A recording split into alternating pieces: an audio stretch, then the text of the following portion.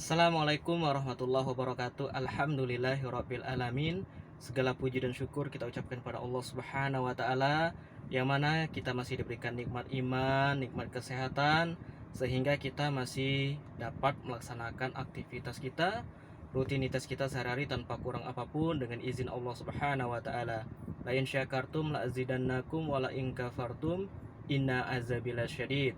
Sahabat-sahabatku, insyaallah dirahmati Allah Subhanahu wa taala. Ketika kita melakukan safar, jangan pernah kita lalai akan kewajiban-kewajiban kita.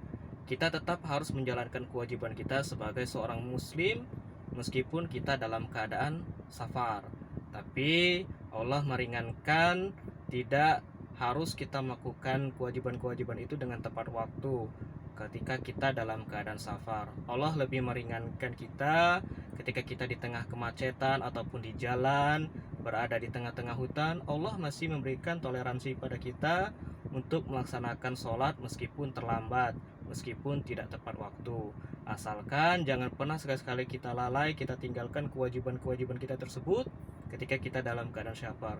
Justru Allah sangat menyukai hambanya ketika kita dalam keadaan safar, dalam keadaan perjalanan, senantiasa selalu mengingat akan keagungan dan kebesaran Allah Subhanahu wa taala.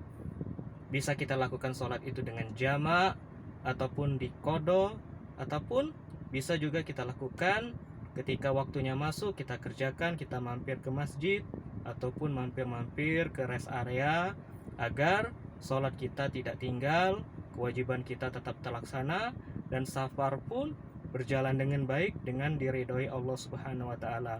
Karena kita tidak tahu ketika kita safar dalam keadaan apapun, kita tidak tahu apakah di sana kita akan menemui kematian ataupun menemui segala hal-hal kesulitan. Tapi ketika kita mengingat Allah, maka segala hal-hal kesulitan ataupun ajal ketika menyebut kita, kita dalam keadaan husnul khotimah, dalam keadaan baik, dalam keadaan yang senantiasa selalu mendapatkan rahmat dari Allah Subhanahu wa taala.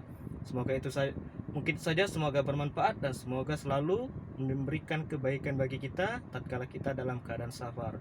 Barakallahu fikum. Assalamualaikum warahmatullahi wabarakatuh.